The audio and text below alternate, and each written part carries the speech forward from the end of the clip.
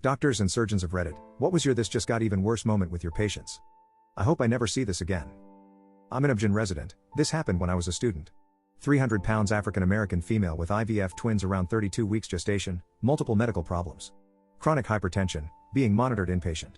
Round she looks uncomfortable, said she slept in a chair, just looked very anxious for no reason, breathing heavy. Blood pressure is very high, we give meds. We can only get one twin's heart, probably because she's so big. We move her to L&D for closer monitoring, plus ready access to ultrasound. Now she has a lot of abdominal pain, blood pressure still very high, her breathing is getting heavier. Stat chest X-ray shows her lungs are like, completely whited out, filling with fluid from flash pulmonary edema. At the same time her abdominal pain is worse and worse, big bright red clot falls out of her vagina.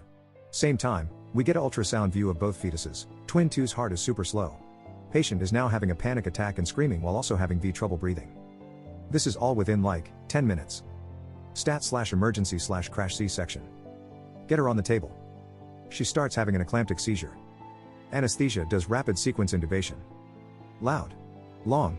Steady. Beep. Patient goes into cardiac arrest on the table. Code blue, labor and delivery goes out overhead throughout the hospital. Phones all over the floor start blowing up, white coats and scrubs sprinting onto the floor. ICU comes running. Rapid response team comes running. General surgery comes running. A double NICU team comes running. There's like 30 people in the OR. ICU is giving chest compressions and running the code. Surgery is putting in a central line. Rapid response is setting up to shock. OB/GYN is doing the C-section. I remember the attending yell, cut, cut, cut. Abjan goes skin to baby number 1 in about 54 seconds. There's blood everywhere, compression still going while operating. Second baby comes out very still looking, placental abruption. The high blood pressure flooded her lungs and tore the placenta off the uterus. NICU takes both babies, they eventually do just fine as far as hospital course goes. Mom achieves ROSC, return of spontaneous circulation, her heart is beating on its own now. Still bleeding.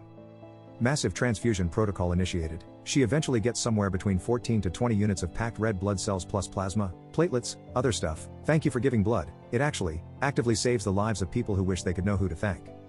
Conservative surgical measures don't stop the bleeding.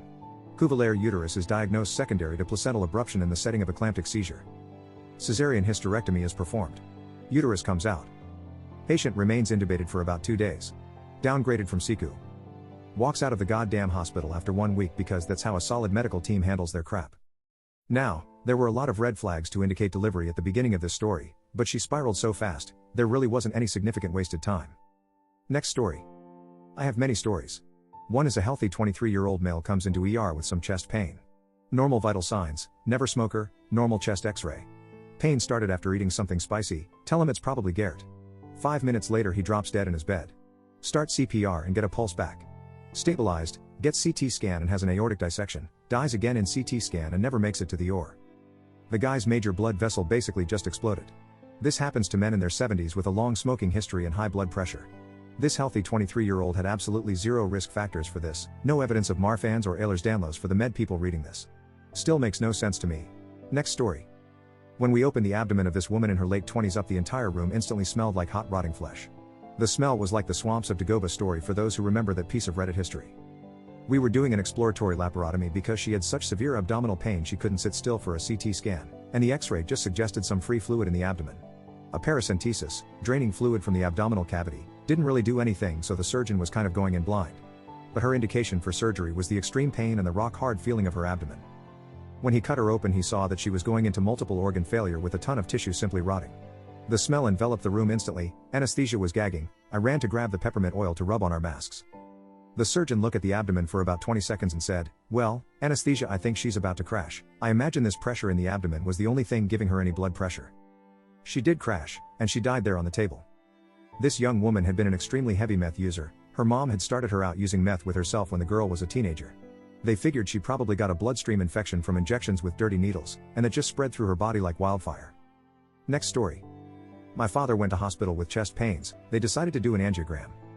Dye injected, Hess lying under the machine, and the surgeon suddenly changes his procedure. "Are you okay, feeling well, any blackouts?" "No," he replied, "just pain." A few more docs come in and are looking at the screen. They take him to another type of x-ray machine and again are looking in bemusement without explaining anything. You have a blood clot the size of a golf ball floating free in your heart, it's bouncing around the valves, and we would expect you to have died very quickly from this. So they give him super strong clot busters, but were concerned it might shrink enough to get jammed. A lot of experts turned up. But all went well and he had a triple bypass a few months later. That was 30 years ago. Hess 87 now and can walk with ease up a T-pills. Next story. Patient came complaining of swelling in face. We suspected an abscess from a sick tooth. When they came we called 911 immediately because the swelling had almost completely cut off her airway and her O2 level was a 77. A PSA to all, if you have a cavity or a broken tooth it is a big deal. A rotten tooth can absolutely kill you. Next story. Doctor here. You may have heard that diabetics need to have their eyes checked regularly because diabetes is actually a blinding condition. This happened probably about 15 years ago, but this patient of mine I had noted had severe diabetic vascular changes against the retina and required laser intervention as soon as possible. Without getting into the socioeconomic arguments here, she scheduled her surgery and on the day of the surgery decided to take a work day instead of her surgery. Her job was cleaning, and on that fateful day, she inhaled some of her cleaner fumes which caused her to sneeze, spiking her blood pressure, and she blew the fragile blood vessels in both of her eyes wide open and blood started gushing into her eyes. As you might imagine, blood is opaque. You can't see through it. She was instantly and completely blinded in both eyes in a matter of seconds. It took 3 years, multiple surgeries, and a complete lifestyle change, but this patient did recover to have actually fair, but not good, vision. I still see her now for her annual visits. Next story. I am not a doctor or surgeon, but I did work in healthcare and this was in an urgent care setting. Should have been an ER visit though. I was assessing and taking information down for a 25-day-old newborn. The parents were very young and concerned that the baby wouldn't stop crying and never settled. I tried to calm them and reassure them we see this a lot. Baby seemed a bit feverish and red, so I took temp and it was slightly elevated. You definitely don't want a newborn so young with a fever, but sometimes it's not very serious. I noticed one leg appeared possibly clubbed with the foot, but that was not what they were there for. The doctor returned after seeing them and said baby was going to radiology right away. That's not good. X-rays come back and it's realized the one leg that appeared off to me was actually a broken femur. The doctor described it as, the only possible way for this to happen was someone had to have grabbed it, and twisted, hard. Suddenly we are making a temporary cast to splint this tiny, not much bigger than a bratwurst-sized thigh and loading the car seat on a stretcher for transport. Police arrive, and the grandma came crashing through the doors screaming at these parents about how she's going to kill them for hurting her grandbaby. It was a little chaotic, but very depressing. It was long ago, but I still wonder about that one. Next story. I work in a cancer center and fairly regularly a patient with multiple cancers will get a biopsy of a lesion trying to figure out which cancer has metastasized, and it instead turns out to be a totally different and unexpected cancer. Next story. Not a surgeon, but my dad is. One patient who attempted suicide was put on suicide watch for a while.